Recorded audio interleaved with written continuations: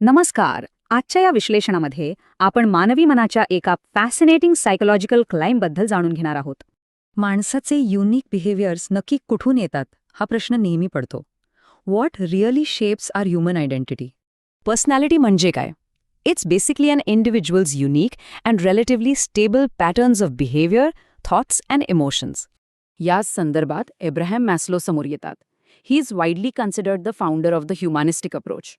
त्यांची ही थिअरी अत्यंत प्रॅक्टिकल आहे. ती आपल्या दैनंदिन जीवनातील पर्सनल रिॲलिटीज अगदी अचूकपणे मांडते. या संपूर्ण प्रवासाचे 4 मुख्य स्तंभ आहेत: hierarchy of need, deficit needs, growth needs आणि self ॲक्च्युलायझर्स.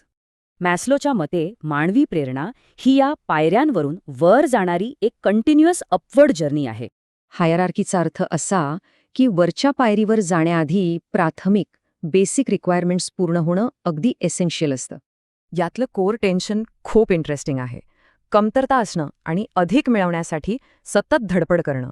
Deficit needs are driven by a lack of essentials. सोप्या भाषेत सांगायचं तर या गरजा फक्त एक गॅप भरतात. पण ग्रोथ नीड्स पूर्णपणे वेगळ्या आहेत.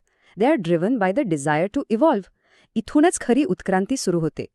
या सर्व पायऱ्या पार केल्यानंतर आपण पोहोचतो या सिद्धांताच्या शिखरावर, the ultimate state of the self actualiser. अशी लोकं स्वतःची पूर्ण क्षमता ओळखतात.